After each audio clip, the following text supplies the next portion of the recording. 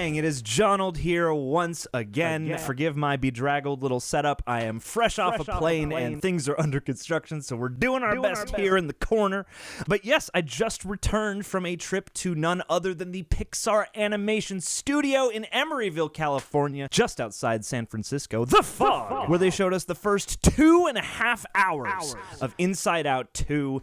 Just kidding. But they did show us about a half hour and change, so, you know, a pretty substantial glimpse at the film to come, essentially Act 1. And it was accompanied by, in the larger sense, a surprisingly in-depth view into the day-to-day goings-on at the studio and the numerous departments and hands the films travel through on their way to us. They walked us through a number of the different phases these films go through, from scripting and design up through the different layers of animation to the finished edit, and it was quite illuminating, and more than anything, it just gave me a renewed appreciation and sense of admiration for the medium of animation in general, regardless of what specific movie, you know, we're talking about. You know, just the process alone was fascinating to behold, especially the way it exists now in the year 2024. But on the specific topic of Inside Out, I am a huge fan of the first film. It's definitely an upper tier Pixar for me. And due to that, I've been both excited to a degree, but also anxious about the prospect of a sequel. So in a way, there was a fair amount riding on this for me just as a fan and a viewer. Well, it's so fresh in my mind, I figured I'd go over the basics of what we saw, share a few thoughts on that, and then just give a glimpse into the overall experience. You know, leak some Disney secrets, get the channel shut down. I was also lucky enough to be able to speak with director Kelsey Mann as well as producer Mark Neilsen about the process of bringing the film to life and some of the new ideas they wanted to incorporate. So keep an eye out in May for the second half of this video. Subscribe to the channel if you haven't already. And also, while you're at it, go ahead and leave a like on this video so that we keep getting to do kind of neat stuff like this. We don't do them too often, but when they happen, they're quite a blast. So yeah, I don't know. If you like it, let us know. But for now, what was in that footage? Well, Inside Out 2, as you've probably seen from the trailers, brings us back to the inner world of young Riley as she's crashing into the next phase of her life, young adulthood, puberty. But also just a time in a lot of people's lives where, you know, you're starting to experience your first major set of life-altering changes from both the outside and inside. Friends going away, schools changing, you know, the friction between the goofy fun of kiddom versus the call toward maturity and being exposed to older kids. They've zeroed in here on the motif of Riley as an avid hockey player, which makes for a really punchy opening, as well as a few, you know, fun and exuberant sports action sequences, at least based on what we saw. We reconnect with her parents a little bit before she and her friends are headed off to camp, which presents a nice sort of narrative crossroads through which the, you know, aforementioned themes I assume are going to flow. And just as the external world is bringing in all sorts of changes, so too is Riley experiencing change within her, you know, core setup of emotions and that little control center that they exist in within her brain. We check back in with joy, sadness, anger, fear, and disgust, with about 2/3 of the voice cast remaining, swapping out Bill Hader's fear for Tony Hale, Forky, as well as Mindy Kaling's disgust for Liza Lapira. I hope I'm saying your name correctly. We get a brief check-in on Riley's growth between the first film and now before things take a turn as all of a sudden new emotions begin to crop up and the literal makeup of Riley's headspace begins to change as renovations are made to accommodate these new ideas and experiences. There's a pretty fun motif with a construction crew that comes in, and it's here where we meet the sort of main harbinger of these new emotional flavors, that being Maya Hawke's anxiety. Not her anxiety in particular, you know, playing anxiety, you get what I mean. And from the get, you know, anxiety presents itself most prominently, but we also get a look at ennui, envy, and embarrassment. Excellent alliteration there. Not an emotion, but, you know, just a great literary concept. And the first thing that struck me watching this footage is the movie really does hit the ground running, at least in the current form that these first 30 minutes existed in. The opening moments move pretty quickly to reestablish the world and set the overall story in motion. And I was maybe taken a little aback at first just by how quickly things kick off. It, like I said, definitely hits the ground running, although it didn't take me too long to slide into the rhythm of the movie and for, I think, the movie to, you know, find its space to breathe, especially, you know, once the basics are nailed down and we're able to actually embark upon the story. You know, that's when the rich stuff really started to present itself. And without giving too much away, it does seem like they have centered around a pretty conscientious concept for how to continue this story and, dare I say, franchise in a way that does make a lot of sense, and that I imagine that you could theoretically return to an update for different walks of life, different ages, generations, expressions, etc., and the emotional nuances that accompany them. You could check in with Riley in her 20s, in her 30s, in her 40s. Of the new characters, we get the most comprehensive look at Anxiety, who seems like she'll essentially be the sort of counterpart to Joy out of these new emotional figures. And again, big props to Maya Hawke. You know, it can always go either way in terms of getting a big name to be a voiceover in an animated feature. However, I thought that just the energy of her performance on the mic combined with the animation made for a very fun, funny, and anxiety-inducing character that I have to imagine a lot of people are going to latch onto simply because we live in a day and age that is so self-conscious and anxiety-ridden. We also spend a bit more time in the real world, or at least what felt like a bit more time in the real world with Riley and her friends. And from what I understand, they, I guess, assembled like an actual coterie of friends and family within this age bracket and walk of life to sort of, you know, confer with over the many years making the movie to sort of, you know, nail down the authenticity of how these girls behave and what they're like when they're together versus around, you know, again, new people, older kids, etc. And at least from what we saw, you know, the actual Riley of it all felt quite natural and, you know, was goofy in appropriate places, but also angsty in appropriate places. And the animation is really lovely as well. I mean, obviously Pixar is a high standard, but just the textures and the different design choices, especially in the expansions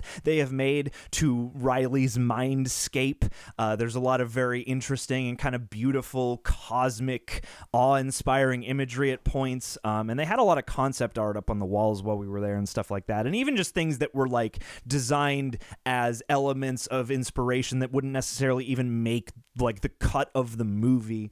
And yeah, like there's a lot of interesting juju, you know, that they've infused this new iteration of Riley's life with and personified her headspace with. And as the adventure ensues, we also get some surprising collisions into different animation styles and touchstones. Again, I don't want to go too deep into spoilers, but Lance and Bluefy, just keep an eye out for those two. Very standout characters, at least in our screening. So what we essentially got to see was Act 1 for Riley, shipping off to camp, you know, being presented with a whole new set of prospects and people and changes, and then also, you know, how her emotions are coping with this, both within the paradigm of the ones we're familiar with from the first one, as well as the new ones who are being presented to us now. There's the main four. There could be more. I don't know. They said that they had so many, and for the first film as well, they had so many additional ones that they had to pare down. So I can't imagine there won't be some sort of surprise lurking. But overall, yeah, this got me optimistic, certainly, for what's to come. Again, like,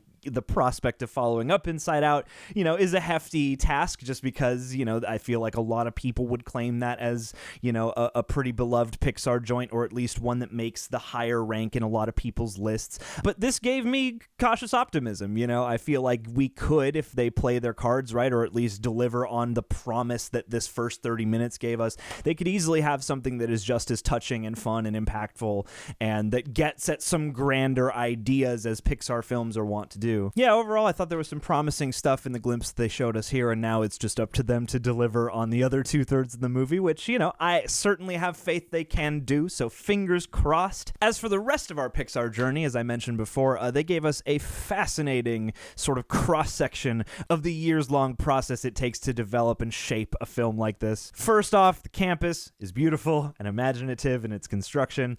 It really feels like the kind of place you'd want to come to work at.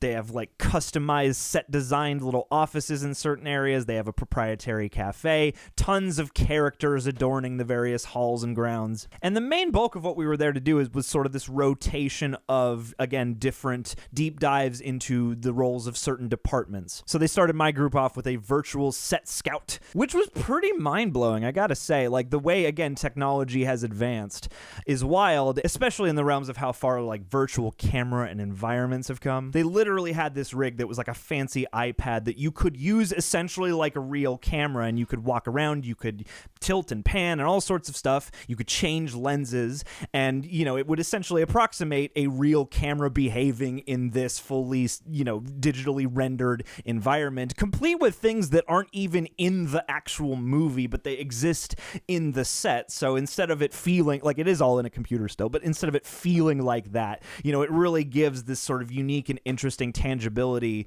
that, as someone with a little bit of cinematography experience, is exciting to think about because, again, you think of these movies being animated all by people clicking mice at computers when, at least in some capacities, you can design a real shot in a similar fashion to the way you might do it with a real camera in a real physical space. It just really added a layer of tangibility that I wasn't aware of nor expecting. This is a fascinating technology and a really cool way to sort of bridge the gap between more traditional filmmaking and, animated filmmaking. Next, they took us to an animation polish review in which a handful of the animation team essentially get together in a little, lounge area and take a look at, mostly rendered scenes, sort of sketching their notes over top of them and then shipping them out to the different individual animators to be applied and adjusted. So again, not just dragging and clicking, but, real drawings happening in real time and people kind of looking over what makes the scene funny or what improves,